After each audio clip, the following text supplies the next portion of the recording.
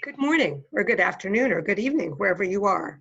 For those of you who don't know me, I'm Sidney Westley, and I'm the Communications Specialist for the Research Program at the East-West Center in Honolulu. I've been working on communications projects with NTA for quite a few years now. We at the East-West Center are excited to be hosting the first virtual global NTA meeting.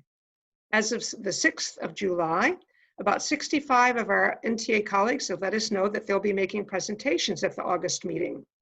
We're eager to see your presentations and learn about the interesting work you're doing using NTA tools and data. The presentations at this year's global conference will be somewhat different from presentations you've made in the past.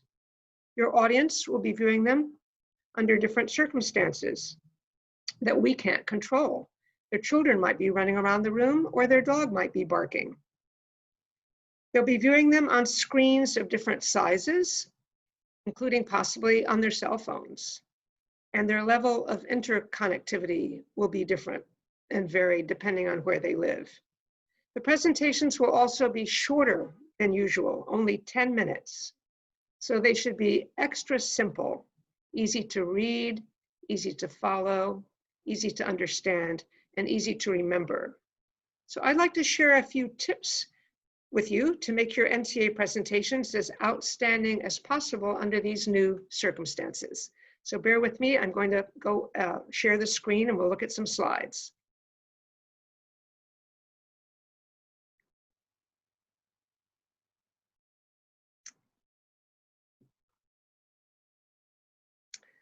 So this is a title slide, and your presentation will start with a title slide. A couple of little hints about this. Because your presentation will be recorded and it will be available online, the search engines that journal publishers use will be able to see it. So make sure your name is on it.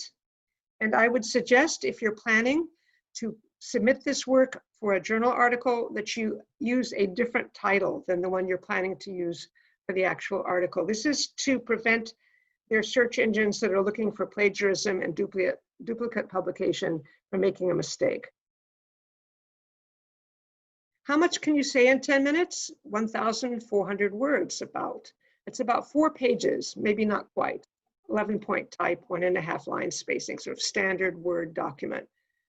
I would suggest, if you're worried about length, to write your presentation down and read it for practice. But please, please don't read it word for word when you're actually presenting. That's a good sleep inducer for your audience. Another way of looking at a 10-minute presentation is about 1 slide per minute. That's a good rule of thumb for any presentation. So you had your title slide, perhaps 1 slide for your organization, for your introduction. What is the problem? Why is it important? Perhaps 1 or even 2 slides for your methods, 4 slides for your results, and I would strongly recommend you use graphics, and 3 slides for your discussion and conclusion. This is just a suggestion, but something like this I think would be good. This is a joke. This is a terrible word slide, right? We can't read it, we can't understand it, we'll never remember it, and actually we're pretty turned off. This, I think, is a good word slide, and if I have one take-home message for you, I hope it's this: keep it short and simple. So the 6x6 rule is a very good rule of thumb. That's 6 lines per slide and 6 words per line. In addition, for your word slides, you want sharp contrast, big titles, big text, minimum 28 points, large, simple graphs and tables. And look out for those labels on the graphs. They should be at least 16 points. It's better if they can be bigger. I can't tell you how many graphic slides I've seen in presentations where I couldn't figure it out because I couldn't read the labels. Why don't they remember my message? This is horrible table. It's kind of a joke, but I've seen tables like this at presentations, and I'm sure you have too. I can't see it. So not only am I not learning anything, but I'm actually starting to get pretty irritated. Tables follow the 6x6 rule just like text. So that would be 6 columns and 6 rows. This one has 4 columns and 3 rows, and I think that's really about enough. I think 6x6 for a table might even be a little too much. Why aren't we winning the war in Afghanistan? This is a joke, but it's a real slide used by the US military in a briefing about the war in Afghanistan. I can't imagine anyone understood this or remembered it or thought much about it, except it's kind of pretty. So for your graphs, simple designs, readable numbers. This is actually 3 variables, though they're shown over a long period of time. The labels are all big.